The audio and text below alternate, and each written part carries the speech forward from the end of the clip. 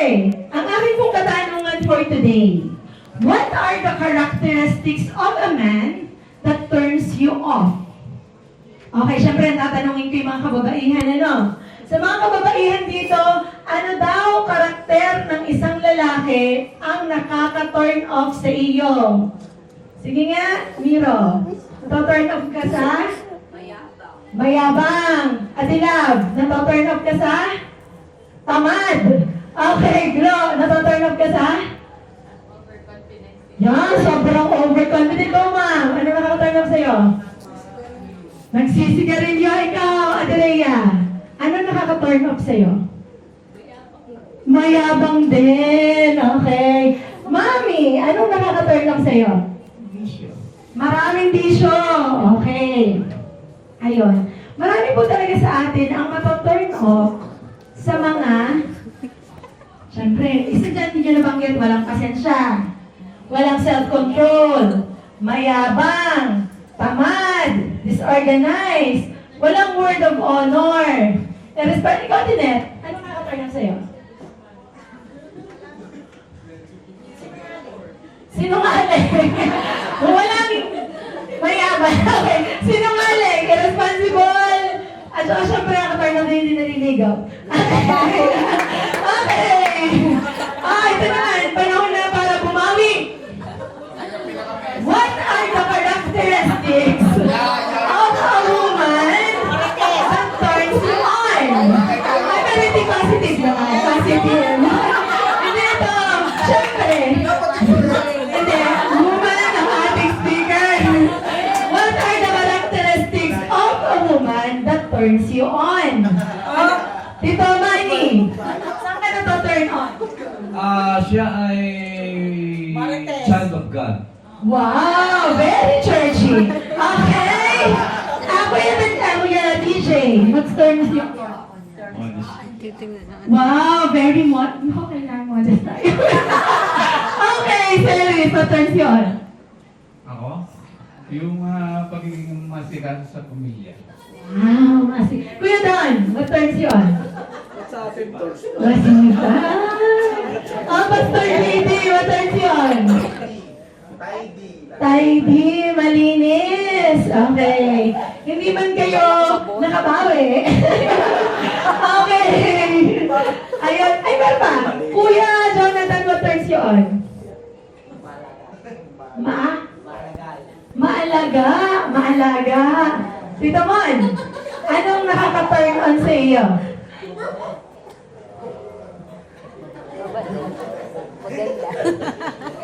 Mabango! Mabango! Pangoy nga kay Tita Jen. May confidence si Tita Jen. Mabango siya. Sige, amoyin niyo daw ako. Okay, praise God. Amen. Ayan. So, marami po sa atin, sa mga kalalakihan, di ba? Natu-turn on tayo sa mga maasikaso, magaling magluto, organize, masinop, hindi puro shopping, magaling sa gawaing bahay. Diba? Yan yung mga nakaka-turn on. Marami pang ibang bagay. Alam niyo po ba, according to survey daw, nakaka-turn on sa mga kalalakihan yung may emotional intelligence. Ibig sabihin, marunong mag-control ng emosyon. Hindi yung basta na nag-flare up. Yan. Nakaka-turn on din daw sa mga kalalakihan yung mga babaeng may magandang sense of humor. Diba? Pero, hindi yung sobrang lakas ng tawa. Si daddy po, bawasin na kaunti ang tawa. Ngayon, ayaw mo niya ng sobrang lakas, pero wala na siyang magawa. Wala na siyang magawa. Okay? Well, hindi naman nakakasama. Okay? Hindi naman nakakapanakit. Ayan, kasi mo meron, talaga nakasakit na eh. Okay. At nakaka-turn on din po yung mga may authenticity. Ibig sabihin, ikaw ay totoo. Hindi ka orokan. Okay. At nakaka-turn on din daw po yung very supportive. Diba, Terea? Supportive. Ayan. Ang physical traits daw po, ang mga panlabas na kaanyuan, ay nakaka-turn on din. Pero temporary turn on lang yun. Parang na-attract ka, way you try to dig deeper into the attitude of a person. Parang kinikilala mo kasi physically na-attract ka, pero kikilalanin mo and eventually, magbo-boil down ka pa rin sa karakter ng isang tao. Okay? Meron pa akong isang tanong na malayong malayo sa una kong tanong. Okay. Can you share an experience where our temper lead you to do something you later regretted? Mag-share daw tayo ng isang pangyayari sa buhay natin na kung saan ang ating init ng ulo ay nakapagbunsod sa atin ang gumawa ng isang bagay na later on ay pinagsisihan natin. Sinong gustong mag-share? Hindi pwedeng wala. Paano mo na tatawagin ko si Jeff pag hindi kayo nag-share? Sino gusto? Yung parang meron kang nagawa, ikaw na parang sige. Hindi kasi tingin naman na. Mapunta na ako dito eh.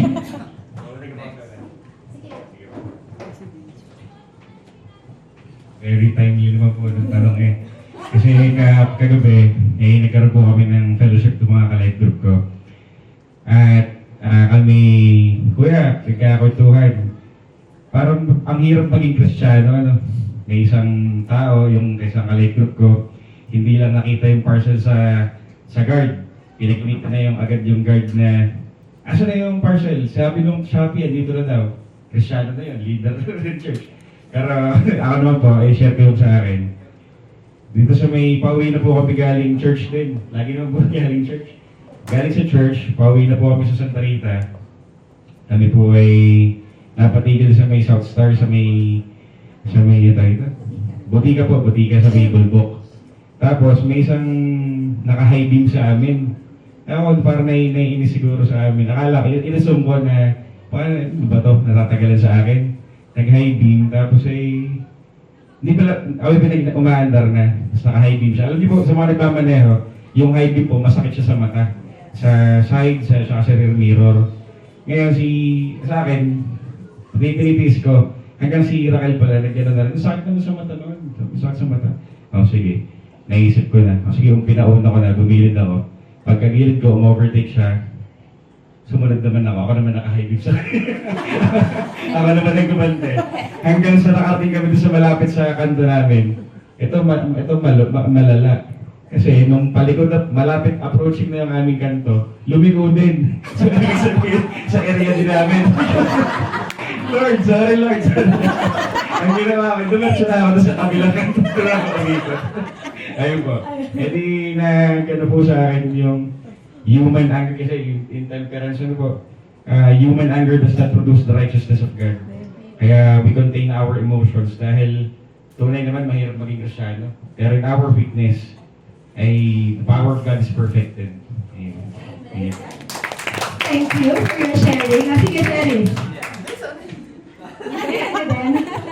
Hindi, parang patungkol din doon sa pagdadrive kasi. Kasi dahil dito sa may balagtas, di na-encounter na natin during rush hour kasi ginagawa yung karsada. Nagta-traffic. Lalo sa hapon din pagka mag-uuwi na. Yung that time, susundo ako sa aming mag-ina. Dito pa lang sa Pulo, traffic na doon sa may paglabas ng bypass road. So, nakita ko dito sa may bypass road, papunta naman dito sa galing mahabang parang open. Sabi ko, pagkakataon ko ito. Binanat ko ngayon ng kaliwa, nag-hazard ako. Bigla pa lang may tumutok sa akin na tricycle. Sabi sa akin, galit na galit sa akin yung tricycle, ginagilgil ako. Kung ako hindi nasa sa Panginoon ng time na yun, makikipag-gilgilan ako Pero hindi, sabi ko, pupunta lang ako din Brad sa may tindahan, pero that time, susundo ako sa akin maganda. Ngayon, lumipos ko yung tricycle Siyempre, di ako naka-hazard, pinatay ko si hazard. Nung makita ko yung si tricycle na nakapumasok na, so may sirit tuloy ako kumagana sumundo ako. Sabi ko, mali yung ginawa ko. Sabi ko, nakikwento ko yung sa inay. Busy naman, medyo nakikinig sa akin. Sabi ko, nung that time na pauwi na ako, pupunta pa lang doon, sabi ko, Lord, sorry po. Kasi alam ko, mali ko, ina-admit ko po yung aking pagkakamali. Pero patawarin niyo po ako sa aking ginawa. At yun po yung natutunan ko din, narinig ko din kay Pastor, na ang isang pagkakasala kapag hindi mo hiningi ng tawad sa Panginoon, hindi ka patatawarin. Kaya, humingi po ako ng tawad ng that time na yun. Sabi ko, Lord, hindi ko mauulit yung aking ginawa. Yun po, yung pinaging aral din sa akin. Praise God! Ayun, sige pala po natin ang Lord! Ayan! Diba? Iba po ang Kristiyano. Ang Kristiyano ay agad may realization. Yung iba, wala. Diretso yan. Tatapatan ka ba? Di ko ay sa katar po, hindi kasi nakakatakot. Hindi naman din matutubo ang mga tao. Ganyan lang. Ganyan, mukmapping. Ganyan lang. Puro kamay-kamay lamang sila pag sila'y galit. Tapos kakatin ka ng bigla. Pero dito po sa atin, ako'y masyadong takot sa mga ganyan. Alat baka ako'y mababat, ako'y matubo. Ay naku, nakakatakot. Okay. Ayan. So, sa aking mga tanong na sinabi sa inyo, may related yan sa pag-aaralan natin tonight. Okay, ang aking pong title for tonight is The Beauty, the Ugly, and Me. Yan. Ang tagline po natin ay Always Choose to Be the Better Man. Okay. Sa palagay ninyo, sa mga nagbabasa ng Biblia, ano yung Beauty and the Beast story na pwede nyong maalala sa Biblia? Meron ba? Ano po? Ayan. Ito po ang ating mga character na pag-aaralan tonight. The Beauty, the Ugly, and Me. Sino nga? Sige nga. Guess. Sino mga Esther. Sino ba? Boaz. Sino ba? Sino gare? Si David. Very good. Si David. Happy birthday to you. Tan, tan, tan, tan. Happy birthday to you. Happy birthday to you. Happy birthday. Happy birthday. Happy birthday to you. Ayan. Ngayon po talaga ang birthday ni Okay. Praise God. Ayan. So, ang ating pag-aaralan is the beauty, the ugly, and the me. Okay, disclaimer po, pasensya na kayo, matagal pa sa ipinag-isip ko kung paano ko pa iiksiin ang kwentong ito kaysa sa pinaghanda ko sa pagsusulat ng preaching na ito. Dahil napakahaba po talaga ng story niya. Kaya lamang, hindi ko pwedeng putulin kasi kailangan yung makuha yung buong storya. So, para po sa mga hindi nakakakilala, ito po yung mga karakter na pag-aaralan natin tonight. Si Abigail, si Nabal, at si David. Ang story po natin ay matatagpuan sa 1 Samuel chapter 25, beginning verse 1 until 43. Ayan, sabi po dito, Now Samuel died, and all Israel assembled and mourned for him. So, bali po, sa pag-i-start po ng story ito, namatay na si Prophet Samuel. So, namatay na si Samuel. So, si David po, on the run siya, hinahabol po siya ni Saul. Alam naman po natin na si David, hinahabol siya ni Saul. Dahil si Saul, naiingit sa kanya, dahil alam ni Saul na si David na ang susunod na hari. So, a certain man in Maon, who had property there at Carmel, was very wealthy. Mayamang-mayaman daw. He has 1,000 goats and 3,000 sheep, which he was shearing in Carmel. His name was Nabal, and his wife was Abigail. She was an intelligent and beautiful woman, but her husband was surly and mean in his dealings. He was a Calebite. Ayan. Okay, so kita nyo na ha. Napakaganda daw ni Abigail. Maganda na, matalino pa. Si Nabal naman daw ay napakayaman, pero masama ang ugali. Kaya ako yung tinanong kanina kung ano yung nakaka-turn off at nakaka-turn on. Galing daw po siya sa lipi ni Caleb.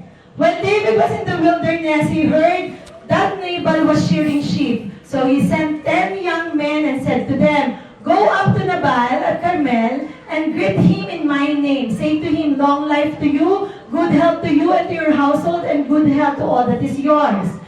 Now I hear that the sheep shearing, now that I hear that this is the sheep shearing time. Yung sheep shearing time po is festivity siya. Parang piyesta siya. Parang siya ay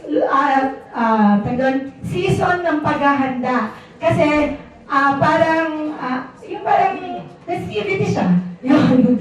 When your shepherds are here with us, we did not mistreat them. And the whole time they were at Carmel, nothing was of theirs was missing. Ask your own servants and they will tell you. So bali po dito, sinasabi ni David na noong buong panahon na nandiyan kayo sa fields ng Carmel, walang ni isa man sa inyong mga alaga ang nawala. Walang ni isa man ang nanakaw. Kayo ay protektado kasi pinoprotektahan namin kayo. So David's men arrived. They gave Nabal this message in David's name. Then they waited. Sabi na, Nabal, so parang sinabi, nitong alipin, pumunta kami dito, pinapunta kami na David, kasi nga pinoproteksyon na namin, baka naman dahil fiesta ngayon, festivity ngayon, baka naman pwede nyo kami bigyan ng pagkain. Ganun lang naman. Ang sabi ni Nabal, Nabal answered David's servant, "Who is this David? Who is the son of Jesse?" Di ba sabi niya, sino yung David na yan? Sino yung anak ni Jesse na yan? Pero wala namang binanggit yung servant na anak siya ni Jesse. So, ibig sabihin, kilala naman. Kilala niya si David. Alam niyang anak ni Jesse eh. Pero, ayaw niyang tulungan. Sabi niya, many servants now are breaking away from their masters. Maraming mga alipin ngayon na natakas lang sa kanilang mga amo. Ayan. Why should I give my bread, my water, my meat that I have slaughtered for my shearers and give it to the men coming from who knows where? Bakit ko daw ibibigay ang aking pagkain, ang aking tubig, ang aking karne na aking pinatay sa ating mga servant para sa mga taong hindi ko naman alam kung saan ang galing? Di ka, kasama ng ugali. Matapos mambantayan ang kanyang mga sheep, ayaw magbigay ng tulong, ayaw mag-give back. Ayan. David's men, so ang ginawa naman ng mga kanyang mga alipin ni David, yung kanyang army ni David, bumalik siya kay David at isinumbong kung anong nangyari, na ni-reject sila. Sabi niya, sabi dito, David's men turned around and went back. When they arrived, they reported every word. So David said to his men, yan, nagalit si David. Siyempre, nireject siya. Sabi ni David, each of you, strap on your sword, or bunutin daw yung mga sword. So they did.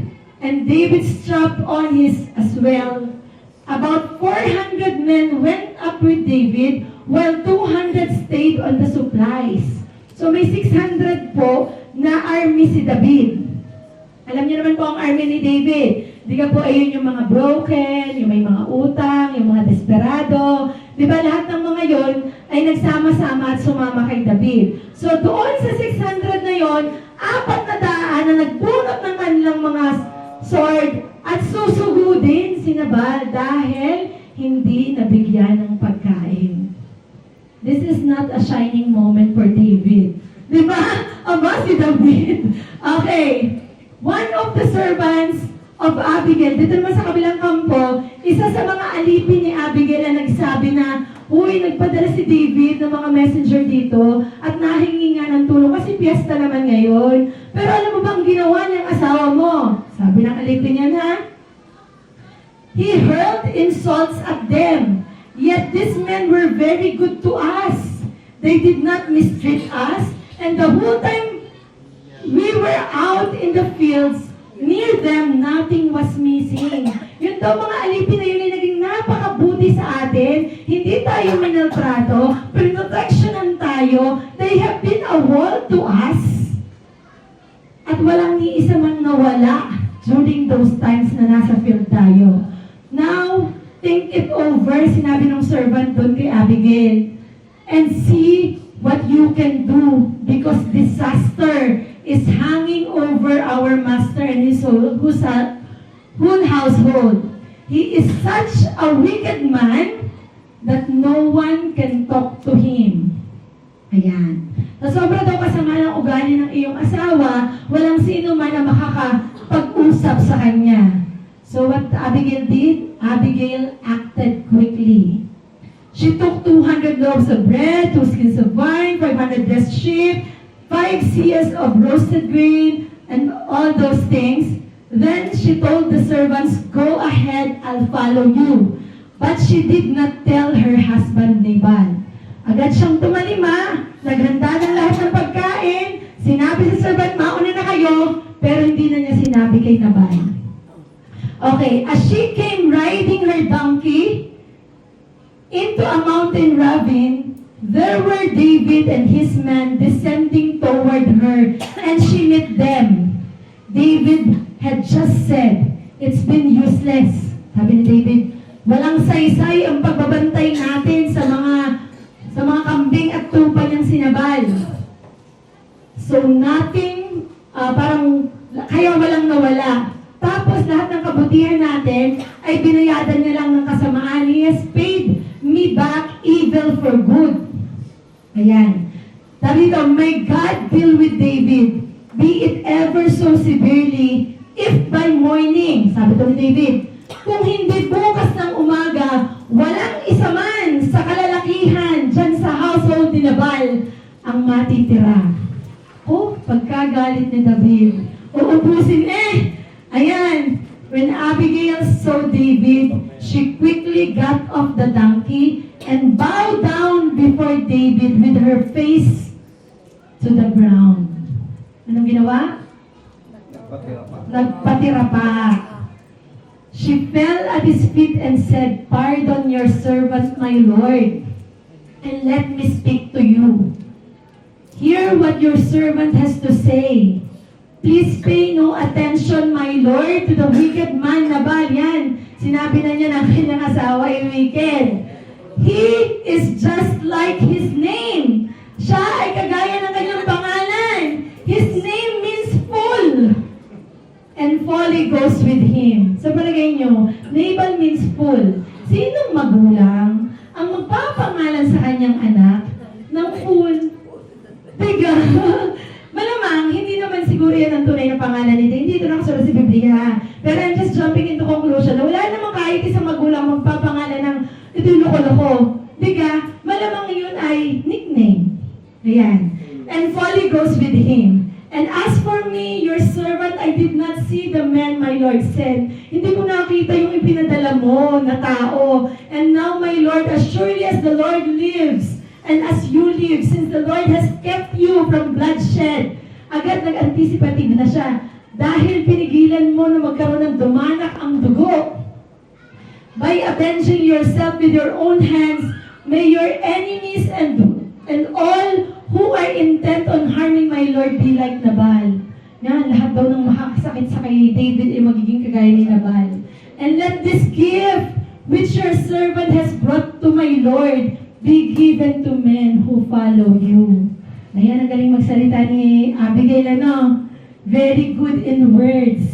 Marunong siya ng proper humility.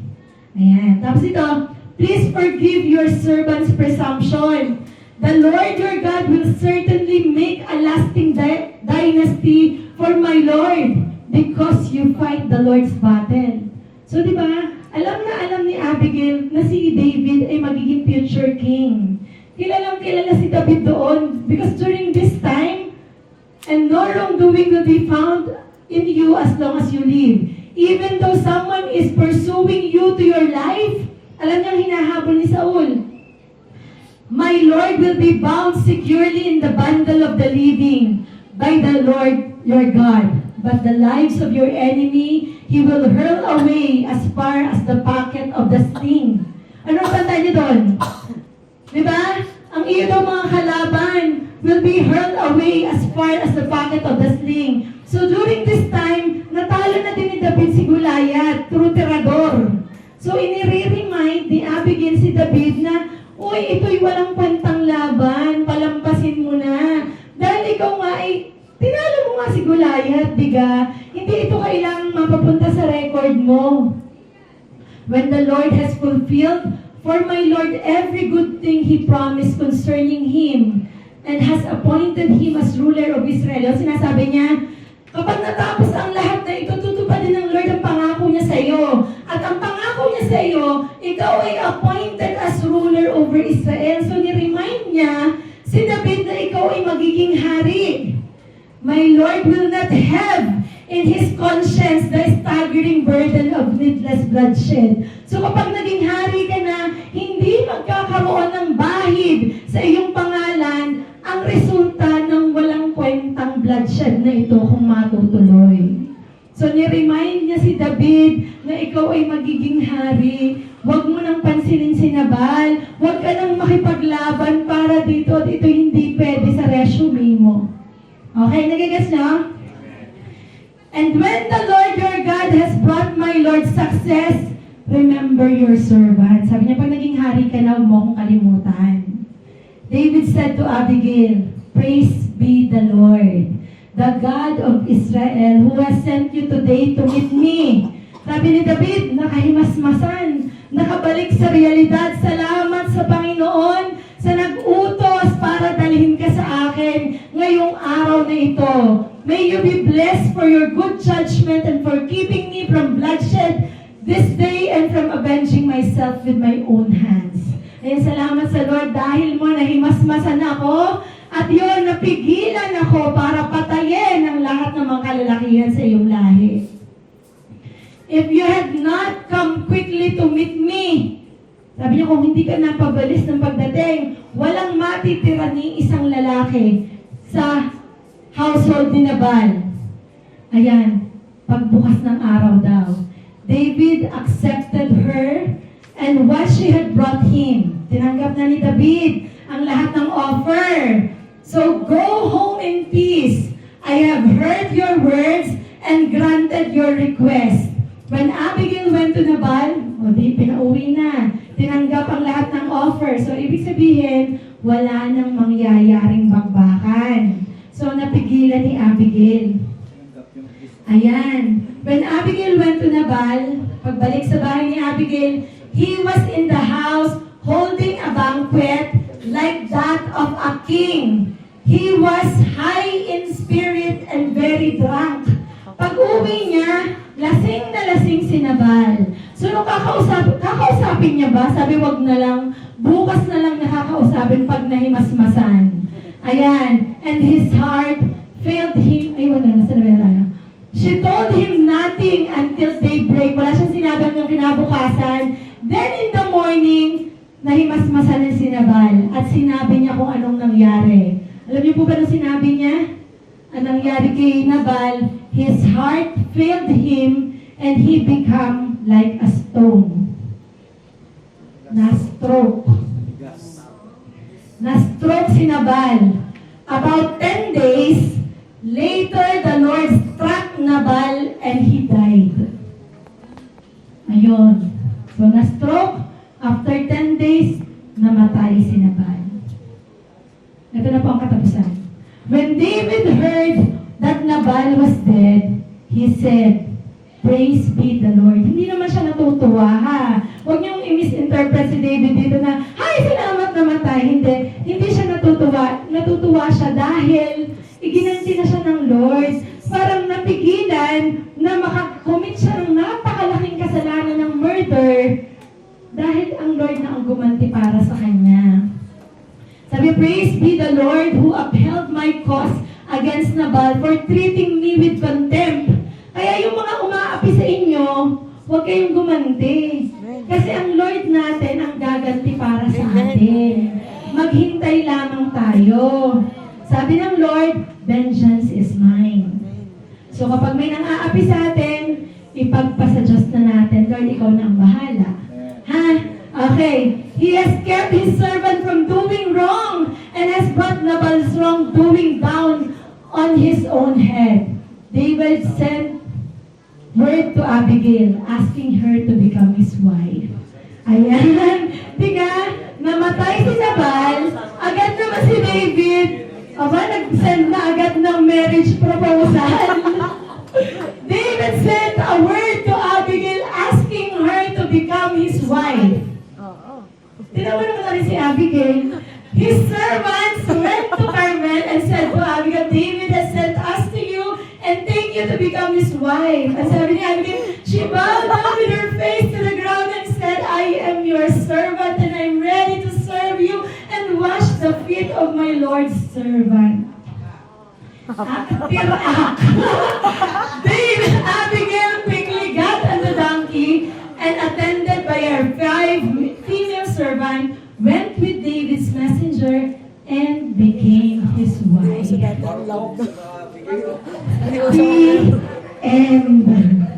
end of the story. Actually po, meron pang isang verse doon, hindi ko na lang isinama kasi hindi kasama sa konteksto ng ating pinag-aralan. Naintindihan niyo po ang story? Pero dahil dyan, alam kong kayo'y inantok sa aking pagbabasa, meron po akong 10-point summary. Una, ang nangyari, Nabal's wealth and foolishness. Sa unang bahagi ng kwento, inilarawan kung gaano kayaman si Nabal. Di ba sinabi, at ang kanyang pangalan, ang ibig sabihin ay fool. Ayon, she is harsh, selfish, and arrogant in character. Sa pangalawang bahagi, ipinakita naman na si David ay nagpo-protect sa mga shepherds ni Nabal. Nagbabantay si David araw at gabi kasama ang kanyang men para walang mawalang ni isa sa mga shepherd, sa mga flocks ni Nabal. Pangatlo, David's request. Few on the verses naman, si David, dahil nga piyesta, sheep shearing time, festivity noon, nag-request si David na baka naman pwedeng bigyan ng pagkain. Humingi ng pagkain through his servant. Pero, anong natanggap niya? Nabal's rude insult. At sabi niya, who is this David? Who is the son of Jesse? Why will I give my bread, my water, my meat, and blah, blah, blah, and blah. Yun. Nag-refuse. Sunod, David's vengeance. Ayon, dahil tinanggihan at na-reject ang kanyang request, nagalit si David. Bunutin ang mga sandata. Ayan. Sinabi, and 400 armed men intending to attack Nabal and destroy every male in his household. Pagkatapos, dumating si Gandara Park. Si Abigail, punong-puno ng wisdom at nag-intervene. Sinabi niya, ayan, she secretly takes provisions and ride to meet David, preventing the tragedy. Ayun, may mga dala siyang offering, peace offering.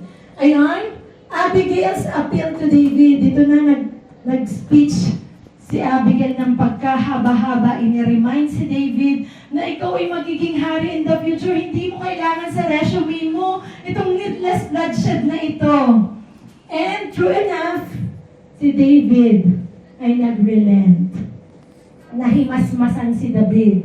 At sinabi niya, David is impressed by Abigail's wisdom and repents of his rash decision to shed blood, acknowledging God's hand in the situation. Okay? Ang sunod, namatay si Nabal. Na-stroke si Nabal at after 10 days, namatay siya. Iginanti ng Lord si David against Nabal. And, end of the story, they live happily ever after. The end. Okay! Ha! Mapagod ako doon. Okay! Okay, sige po. Talakpan muna natin ang Lord bago tayo magsisimula na tayo ngayon. Naintindihan niyo ba ang istorya? Very good. Dahil naintindihan niyo ang storya, magsimula tayong kilalanin ang mga karakter sa storya. Ang main character po is Abigail. Hindi ka kaganda. Ano? Abigail is beautiful. Beautiful in the real description of beautiful. Hindi lamang po siya beautiful, siya ay full of wisdom. Alam niyo po, kung babasahin niyo ang Biblia, maraming maganda sa Biblia. Si Sarah po na asawa ni Abraham, maganda siya. Pero 3 lang po, sa mga nabasa ko ha, 3 lang pong pangalan sa Biblia ang sinabing maganda na matalino pa. Si Queen Esther, maganda na matalino pa. Si Rachel po, maganda na matalino pa. At si Abigail. She's not only beautiful physically, but she is full of wisdom. Pangatlo, she has good judgment and discernment. Ayan. So, alam niya agad na kailangan niyang mag-act quickly. Alam niya agad na itong asawa ko, nakagawa na naman ng milagro sa kapitbahay. Kailangan linisin ko ang kalat. So, mataas ang kanyang judgment at discernment. And she had great humility. So, diga, paano humility? Agad ay nagpapatira pa, nag-humble down. Iniisip niya na, sige, bine-bear niya. Parang tinatanggap niya, ako na lang ang may kasalanan. And she is selfless. Ready siya na lang ang masaktan. Ready siyang kunin lahat ng punishment para ma-save lamang ang kanyang household. And she is an eloquent speaker. Magaling po siyang manalita. Amen, di ba? Okay, pangalawa. Character. Nag-ibig siya pala yung kakayamot na. Okay, this is Nabal. His name means fool. Magbasa na lang kayo ha. Verse 25. He is a Calebite. So from the tribe of Caleb siya. Si Caleb po ay isa sa 12 spies na ipinadala para mag-survey sa Canaan. At dalawa lang po ang nag-report ng maganda. Si Joshua at si Caleb. Ayan, si Caleb po ay matanda na, somewhere in 85 years old yan. Very wealthy, si Nabal. Ang kambing po ng Ate Jude ay ilan? 18. Si Nabal po ang kambing ay 1,000. Ang kanya pong tupa ay 3,000. During that time po, ang yaman ay hindi sa datong. Ang yaman po ay nasusukat, depende sa dami ng iyong livestock. Kaya po ito'y very wealthy. Very harsh and evil in his dealings. Kita niyo naman sa binasa natin, who is this David? Diba? Very ungrateful. Walang kautang na loob. Binantayan na nga at walang nawawala. Pinotraksyonan na nga. Hindi pa magbigay kahit tinapay. Tunay naman. Okay. He is full of himself. Diga? Ay siya. Diba sabi niya? And he's wicked and no one can talk to him. Okay? Kilala niyo na. Ang pangatlong character, si David. Si David naman was on the run. Si David po during that time ay pagod yan kasi takbo ng takbo, palipat-lipat kasi nga hinahabol ni Saul. Gustong patayin ni Saul kasi nga alam niya na nawala na yung anointing ng Lord sa kanya at inilipat na kay David. Kaya gusto niyang patayin si David. Kaya during this time po, si David ay pagod at gutom. Kasi kailangan niyang pakainin at kailangan niyang pag-provide sa 600 mga kalalakihan na sumama sa kanya. Yung mga kalalakihan yun ay walang-wala. Kasi nga tumatakbo sa kanyang pinagkautangan, depressed, sila ay mga broken. Ayan, ito yung mga servants ni David. Alam niyo na naman, pinatraksyonan niya ang mga shepherd. Humbly plead for Nabal's generosity. Dito ko rin lang po nakita kung gaano kababa. Nagpakababa si David dito. Talagang siya ay nanghihingi ng tinapay para maipakain. Pero, very prideful din siya at hot-tempered when rejected. Nakita niyo naman ito hindi shining moment ni David. Sa daming pagkakataon na pinalampas niya yung masasamang ginagawa sa kanya ni Saul, napalampas niya yung sinibat siya sa wall, di ka? Meron pang pagkakataon na halos kaya na niyang patayin at naabutan niya sa kuweba. Pinalampas niya pa rin, pero bakit itong si Nabal? Ay gusto niyang tegi-bum-bum talaga. No? Okay. But alam niyo po ba kung bakit si David is the man right after God's own heart?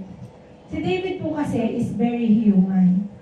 Siya ay nagagalit, nagkakasala, pero at the end of the day, si David po ay marunong mag-repent, marunong makinig, at marunong magpatuwid.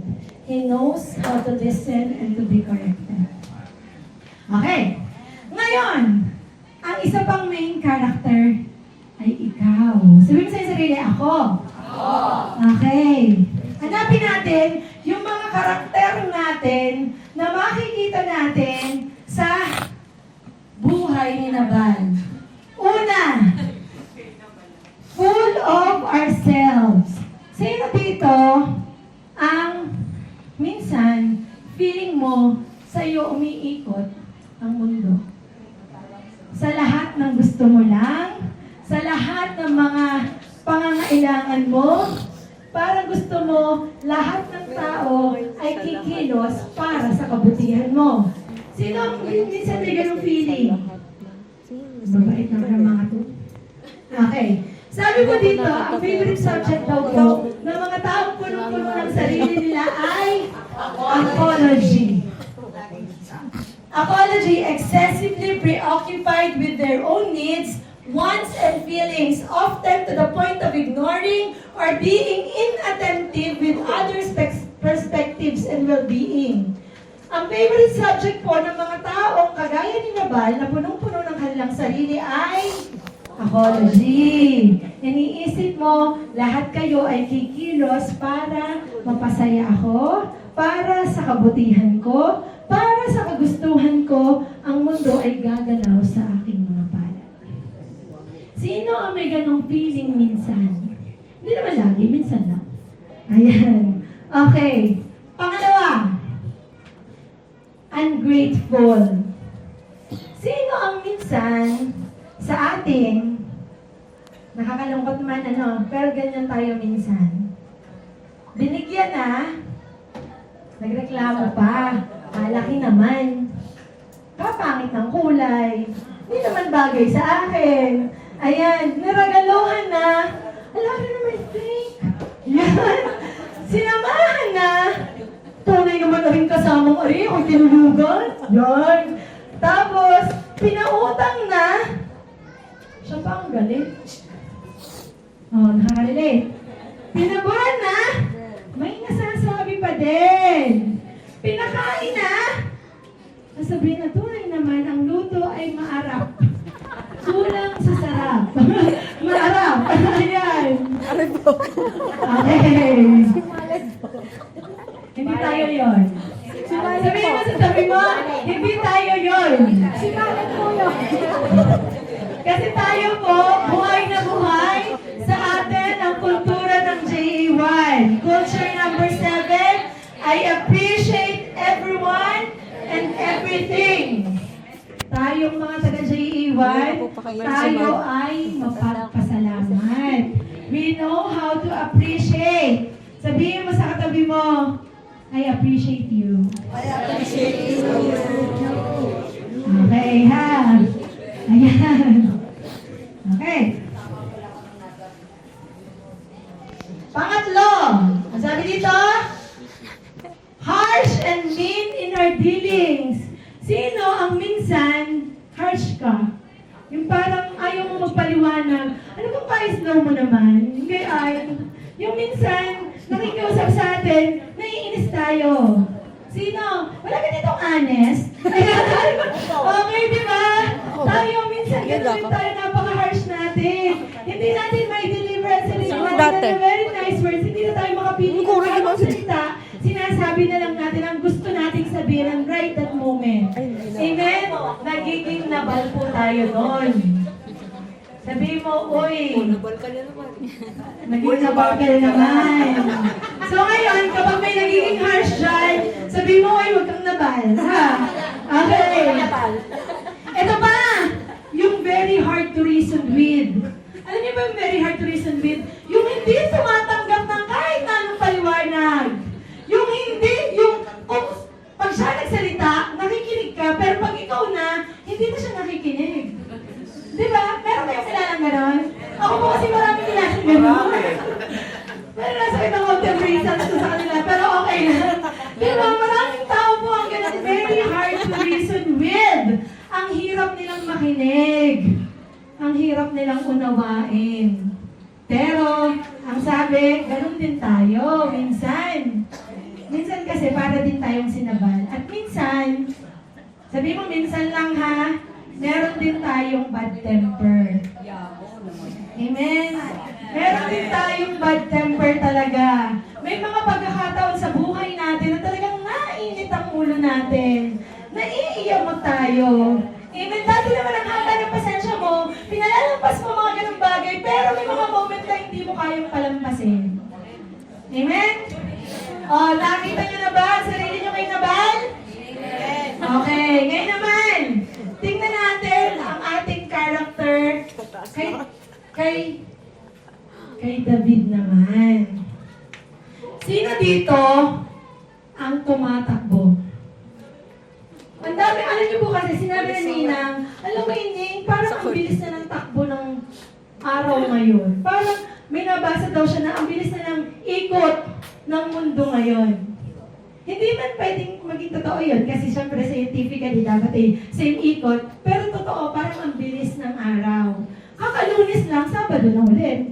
Mamaya lang, hindi pa ako nakaka-rest ng ayos, papasok na naman. Di ba parang ang bilis, kaya tayong lahat ay tumatakbo. We are all in the run. Merong mga taong tumatakbo saan? Tatakbo sa Bombay. Tumatakbo kasi dadaan ang Bombay. Ayan. Meron din tumatakbo kasi may tatalbog na check eh. Merong tumatakbo kasi may babayarang nag-i-interest. May tumatakbo kasi dadating na ang Shopee, kakansilin ang order mo. May mga relationships din na tinatakbuhan natin kasi kung hindi tayo magmamadali, masisira siya. Amen? May mga relationships na kung hindi mo naagapan at hindi ka tumakbo, malamang nasira na. We are all in the run. We are all like David. Pangalawa, we are also full of pride. Minsan, punong-puno naman tayo ng ating self. Sino ang minsan ay ganon? Alam niyo po, may nabasa ako sa Facebook 2 days ago, I killed my wife because of my pride. Ako lang ba nakabasa naman? Nabasa niyo din? Nakakaiyak ano? Napakasimpleng bagay. Nag-butter lang ang tinapay at hindi pantay. Nagalit na sa asawa. At yung galit na yon, inabot na Monday yon, Tuesday, Wednesday, Thursday. Ang nung Thursday, nagpapapansin na yung asawa, hindi pa rin pinansin. Dahil hindi lang pantay ang butter. Tapos, nung Friday, Friday, natutulog. Ginigising, parang hinahaplos. Matagalit pa! Tapos pa nung pumasok, kinabukasan, dire-diretsyong pasok, hindi na tinignan yung kanyang asawa. Pagbalik niya, patay ang asawa niya. Bakit? Ang asawa niya may asma. Because of that silly pride of yours, you killed your wife. Huwag naman tayong umabot sa ganung punto. Ano? Amen. So, kailangan, huwag na kayong magbatay ng tinapay. Okay. Huwag pakainin niya. So, sa ganda ng kwento ko yung butter ang nakuha nyo. Okay, alam niyo ba? Only in the Philippines. Pangatlo, you can control your temper. Alam niyo po ang ating dapat gawin para makontrol natin ang temper natin. Kapag iinit na ang ulo mo, mag-inhale, exhale ka. Inhale, exhale. Inhale, exhale. Mga 3 beses. Kapag 3 beses na, mainit pa rin ang ulo mo, gawin mo 5. Kapag 5 na, mainit pa rin ang ulo mo, gawin mong 6, 7, 8, 10, hanggang mawala lahat ng inis mo. And definitely, by inhaling and exhaling, mawawala ang galit mo. Gawin niyo yan, ha? Dahil ako po sa totoo lang sa trabaho ko dati sa Qatar, ako'y naiinis lagi doon sa messenger namin. Lagi na lang nagreklamo. Wala nang itiutos na, ako'y nag-i-inhale, exhale talaga sa kanya. Lord, pasensya. Lord, pasensya. Kasi may, you want biryani? Yes. O, nice na sa akin, nilibre ko. Ayun, di nice na siya. So, you have to know how to control your temper. Huwag tayong, sa parteng yun ay huwag tayong maging kagaya ni David. Kaya, related po ito, often we do things that we regret. Marami tayong mga nagagawa sa buhay natin na pagsisisihan natin eventually. Kayo na, mag-reflect ng inyo-inyo. Okay. Alam niyo po ba, ayan. Gusto ko lang i-share. Natatanda ko na yung last worship namin sa Qatar ng worship leader ay si Kuya Pat. Alam niyo po si Kuya Pat, nag-worship lead siya, nag-gitara siya nagpakanta sa amin. After nun, pagkatapos siya mag-gitara, gusto niya ng tubig. Sabi, kasi po kabiroan namin talaga yun, ayaw din nung bigyan ng tubig. Bakit ko wag ka? Ayaw ko bigyan ng tubig. Tapos nagdiretso siya sa CR. Tapos pagkatapos magdiretso siya sa CR, tagal niya sa CR, so pinakatok namin siya. Paglabas niya, sabi niya magpapacheck up siya. Si Dale, yung aking pamangkin na nagpunta na rin dito, bakit nga hindi niya nasamahan? Eh, ang clinic lang ay nasa tapat ng bahay namin. Si Kuya Pat po ay nagdira-diretso. Pagkababa, after 10 minutes, may sumigaw na, nag-collapse siya, patay.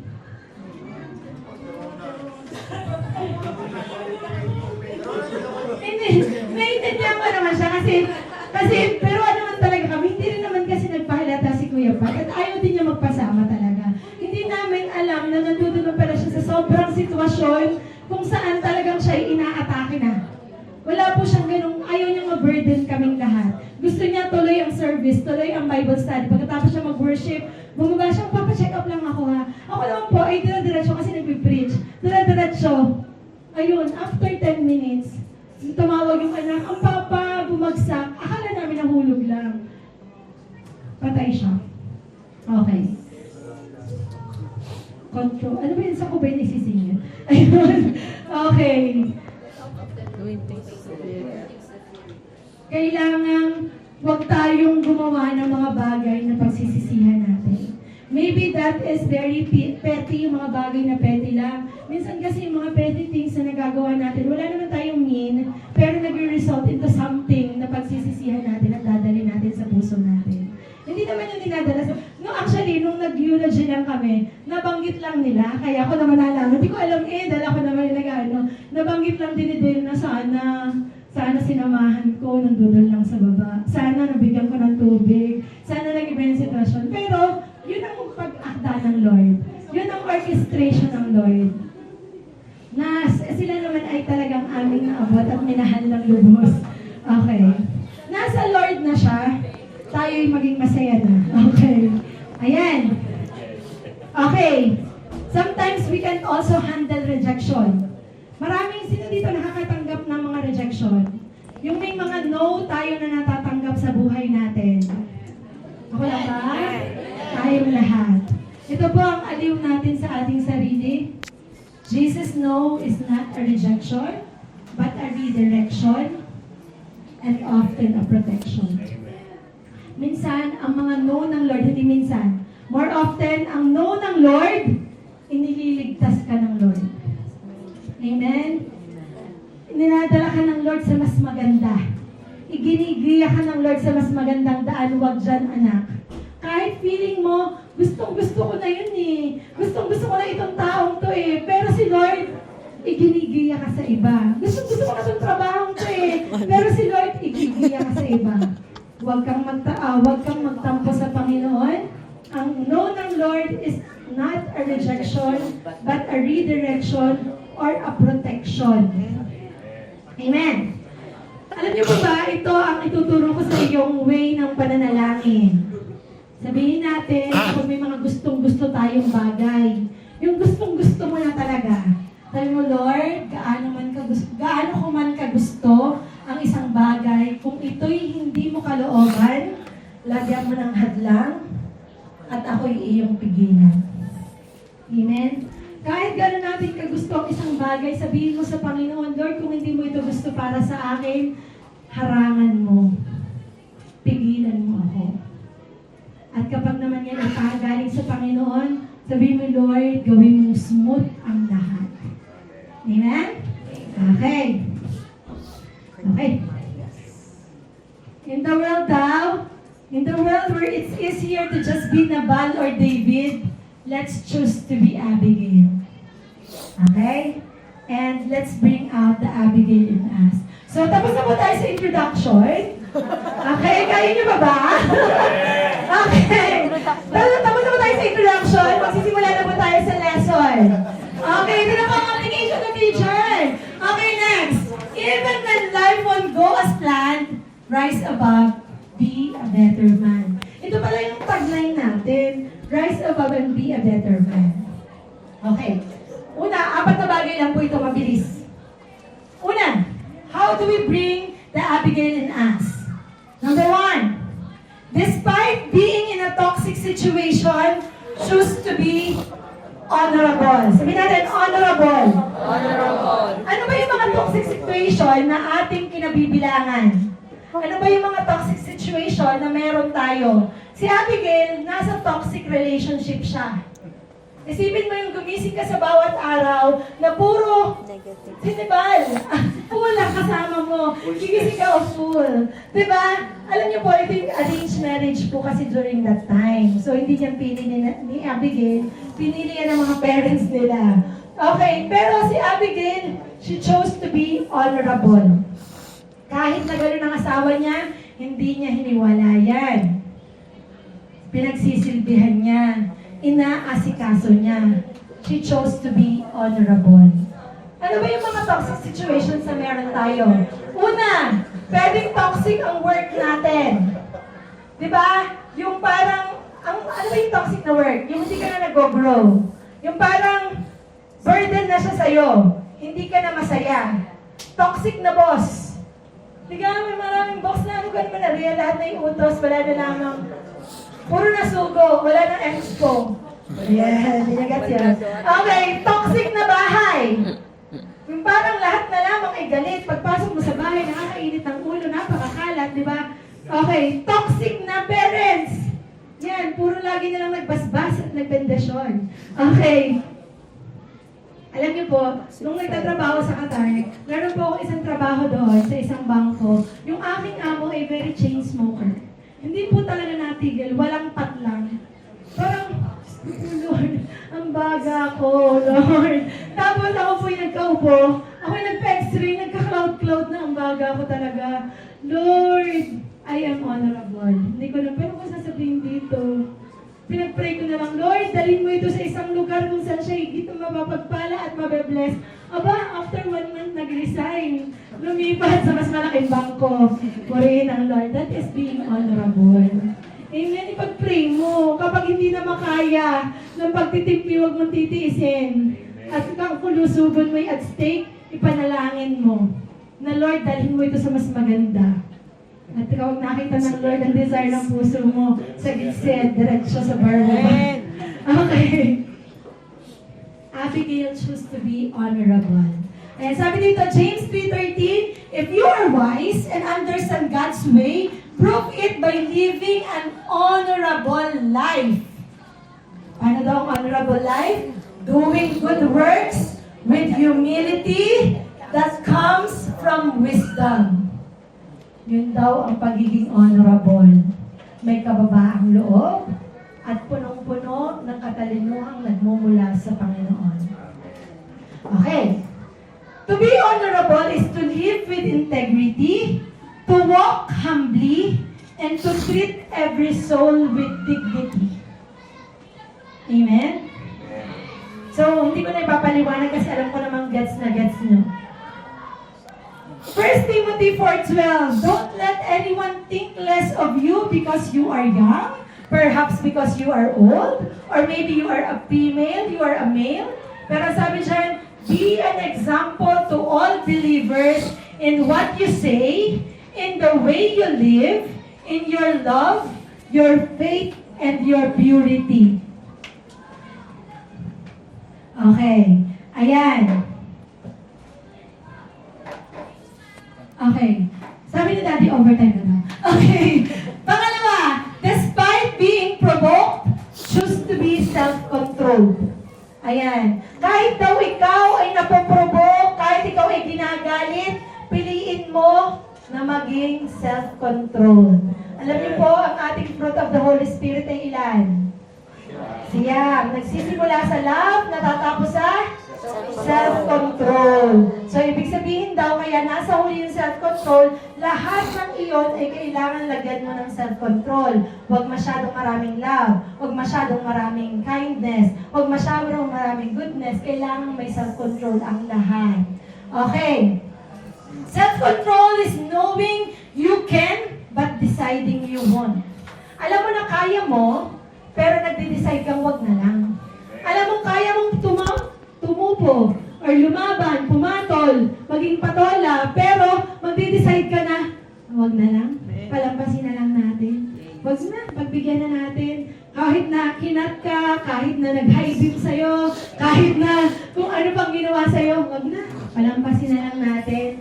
You know, but you decide you won't. Okay. Wag na to. Nagmamadali na tayo. The best kind of self-control is avoid situation that requires self-control. Yan daw ang pinakamabisang self-control. I-avoid mo yung mga bagay na makakatest sa self-control mo.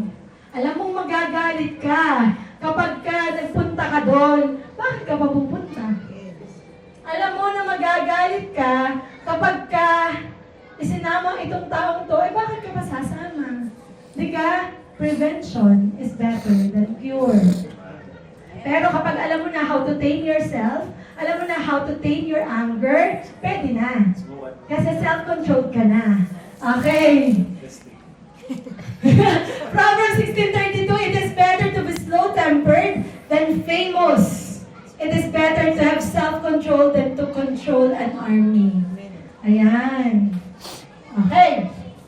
Ecclesiastes 7:9, don't be quick-tempered, that is being full. Ayan, huwag ka daw magagalitin. At ang magagalitin daw ay nabal. Full. Okay, last na to. Ayan. Despite being caught in a rising tension, choose to be full of grace and wisdom. Kahit na ikaw ay naiipit sa nag-uuntugang bato, lagi mo pa rin pipiliin na maging punong-puno ng grace and wisdom. Okay? Sabi niyan, let your conversations always be full of grace, seasoned with salt, so that you may know how to answer everyone. Lalagyan ng asin ang lahat ng usapan. Okay. Sabi dito, think before you speak. Kapag daw po tayo may sasabihin, lagi nating isipin na ang sasabihin natin ay papasok sa 3 pintuan. Una, is it true? Kapag ang sasabihin ko, totoo ba yung sasabihin ko? Pangalawa, is it kind? Mabait ba? Magbubunga ba ng kabaitan o kabutihan? Pangatlo, is it necessary? Ngayon, kung alam mo naman na hindi naman tama or kasinungalingan naman sasabihin mo, huwag mo na sabihin. Kung alam mo naman na sasabihin mo, hindi kabaitan ang idudulot, huwag mo na sabihin. Ngayon, kung ang sasabihin mo naman ay hindi naman kailangan on that moment, huwag mo na sabihin. Okay? Sabi po dito, a wise man once said, never respond to insult. The main purpose of people who insult you is to make you act without thinking. Frustrate them with your silence and shock them with your success. Amen? Let that, i-digest nyo ng konti, ang ibig sabihin, napakaganda po kasi niya. Diba? Manahimik ka na lang. That is the best response na pwede mong ibigay. Wisdom can be defined as seeing the situation as God does, acting on it as God wills, and learning from it as God intended it all along. Okay? And ito na po ang last. Choose to be humble and peace-loving. Despite being in a life and death situation, kagaya ni Abigail, pwedeng any moment patayin siya. Pinili niya pa rin mapagpakumbaba at maging peace-loving. Amen? Sana ganun din tayo. Kahit na napupush tayo sa ating limits, kahit na ano tayo sa mga walls natin, umaabot na sa limitasyon natin, piliin niya pa rin natin na maging mapagpakumbaba. So do everything possible on your part to live with peace with everybody. Ayan. Your talent can take you far one day, but your humility helps you to stay. Pwedeng-pwede kang dalhin ang talent mo kung saan man. Diba? Pero para manatili ka sa top, kailangan kang maging mapagpakumbaba. Okay? Okay. Sige po, worship team, can I call? Sabi dito po, ang pagpapala, may pagpapala sa taong mapagpakumbaba. Kung mababalikan po natin ang story ni David at ni Abigail po, dahil siya'y punong-puno ng pagpapakumbaba, may reward sa kanya ang Panginoon. Ano po ang naging reward sa kanya ng Panginoon? Binigyan siya ng marriage proposal ng isang hari. Amen? So maaaring tayong lahat ay nahaharap sa maraming sitwasyon sa buhay natin na nasusukat kung gaano katindi yung humility na kailangan, di ba? Amen? Huwag kang magpakababa ka lang, maging mapagpakumbaba ka lamang, ang Lord po ay may reward sa mga taong mapagpakumbaba. Amen? Okay. So, right this moment, sige po, ipikit natin ang ating mga mata. Let's just wonder on the message of the Lord tonight. Ano bang mensahe ng Lord sa iyo sa gabi ito? Alam ko marami kang narinig. Mahaba ang story ang ating pinag-aralan. Pero nakita mo ba ang sarili mo sa mga karakter na nabanggit? This time, ang Lord po ay nangungusap sa ating lahat. Ang sabi ng Panginoon, ang iyong buhay ay banal mong tahanan. Kung inaari mo ang buhay mo'y banal na templo ng ating Panginoon, pipiliin mong laging maging mabuting tao.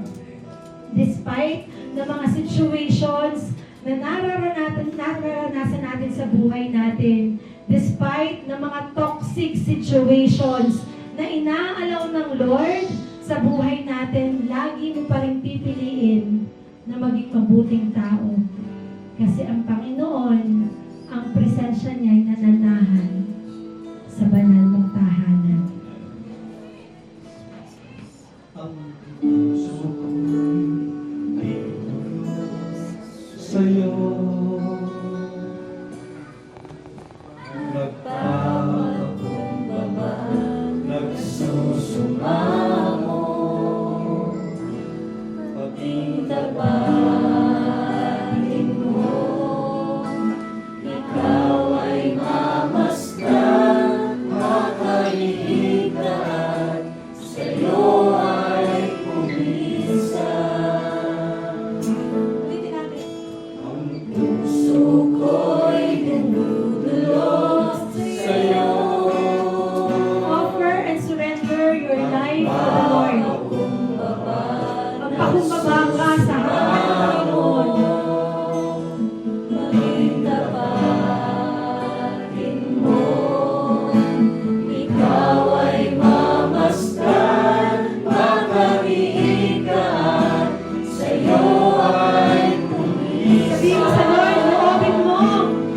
Loobin mo ang buhay ko'y maging banal mong tahanan.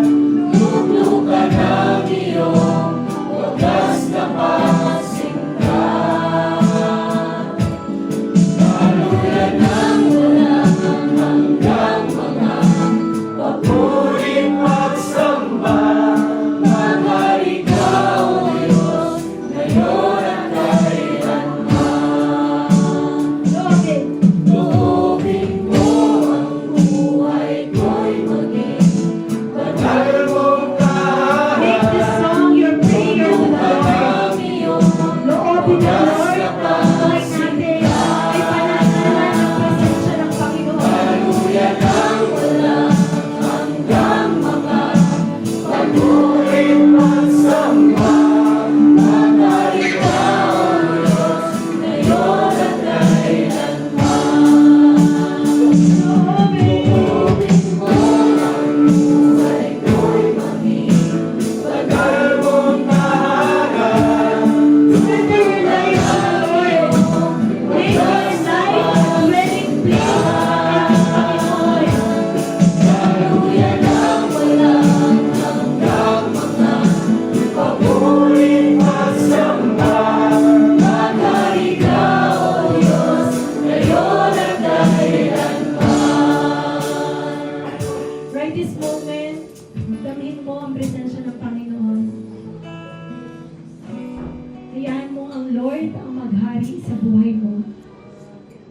Dahil kapag ang Lord ang nananahan sa puso mo, you will be able to live an honorable life, a self-controlled life, a life that is full of wisdom, full of grace, that you will always to choose to live humbly and peacefully sa mga tao. Kapag ang Lord ang nasa puso mo, you will always be a better man. And right this moment, kung merong mga pagkakataon sa buhay mo na naging sinabal ka, kinabit ka, this is the moment that you can ask and repent for the Lord. Humingi tayo ng tawad sa mga pagkakataon na naging harsh tayo, sa mga pagkakataon na naging hot-tempered tayo, sa mga pagkakataon na hindi natin nakaya yung mga rejection na nararanasan natin sa buhay natin. This is a perfect time na kilalanin mo yung mga kasalanan mo at pagkukulang mo sa Panginoon. Alam niyo po, wala ang Lord kasalanan na hindi kayang patawarin. Isa lang ang kasalanan na hindi kayang patawarin ng Lord. Ang kasalanan na hindi mo inihingi ng tao. Kaya right this moment, lahat ng naiisip mo, anything that you had said, anything that you had think of, anything na ginawa mo, na sa palagay mo ay nakapagpalungkot sa ating Panginoon. Come boldly to the Lord. Lumapit ka sa Lord. Humingi ka ng tawad. Ariin mo, sabihin mo, Lord, ariin mo ang buhay ko ay banal mong tahanan. Hallelujah, Jesus. Sabi ng Lord sa 1 John 1:9, if you confess your sins, He is faithful and just to forgive your sins and to cleanse us of all our unrighteousness. Hallelujah, Lord. Maraming salamat, Panginoon, dahil ang iyong habag, ang iyong grasya, Panginoon, ay walang katapusan. Salamat sa kapatawaran sa lahat ng aking mga kasalanan. Salamat dahil minahal mo ako despite ng aking mga kahinaan. Salamat, Lord, dahil kahit marami akong pagkukulang sa iyo, nariyan ka pa rin sa akin. Laging inuunawa, laging tumatanggap, laging naghihintay. Lord, salamat, Panginoon, sa iyong pag-ibig. Lord, patawarin mo kami sa mga pagkakataong pinipili namin maging nabal, pinipili namin maging dabil. Lord God, sa mga oras na nagiging ganon ang sitwasyon namin, O God, tulungan mo kami mamuhay ng kagaya ni Abigail. Full of wisdom, full of beauty, full of intelligence that comes from you. Salamat, Panginoon, sa pagkakataong ito, O God. Alam ko, O Diyos, na nakikinig ka sa prayer ng bawat isa. Hindi ko sila personal na kilala, Lord, pero kilala mo sila. Kilala mo at alam mo kung ano yung mga sitwasyon nila. You know everything that they are harboring in their hearts. Alam mo kung ano yung laman ng puso at isipan nila, O God. Sa pagkakataon ito, Panginoon, ang iyong habag, ang iyong compassion, ang iyong pag-ibig, ang iyong mercy, Panginoon, ay iyong ibuhos sa bawat isa sa amin, O God. Lord, maraming salamat, Panginoon, dahil alam ko, O Diyos, na kinatagpo mo kami sa gabing ito, O God. Salamat, Panginoon, dahil alam namin, O Diyos, na hindi maiksi ang iyong kamay. Lord, salamat, dahil alam namin na narinig mo ang aming mga panalangin. Lord, maraming salamat, Panginoon, dahil alam namin, O Diyos, mula sa araw na ito, tuturuan mo kami at sasamahan mo kami tumayo at manindigan para mamuhay ng isang honorable life. A life that respects other people. A life that has compassion to other people, O God. A life na marunong umunawa, marunong tumayo sa katotohanan ng iyong salita. A life na laging pipiliing maging mabuti, maging matuwid sa iyong harapan. Can you just put your right hand in the place of your heart? Sabihin natin lahat, Lord, maraming salamat, Panginoon. Salamat sa iyong pag-ibig. Salamat sa iyong kapatawaran.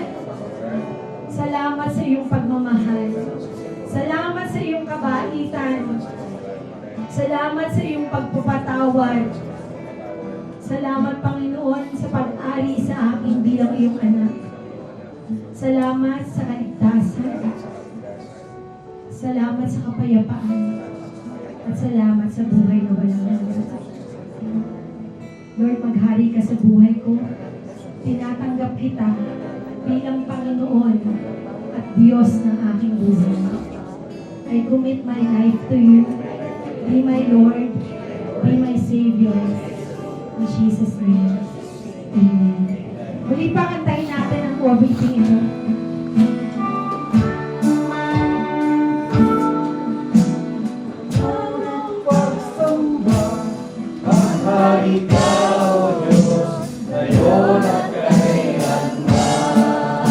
Ikaw namin na Panginoon.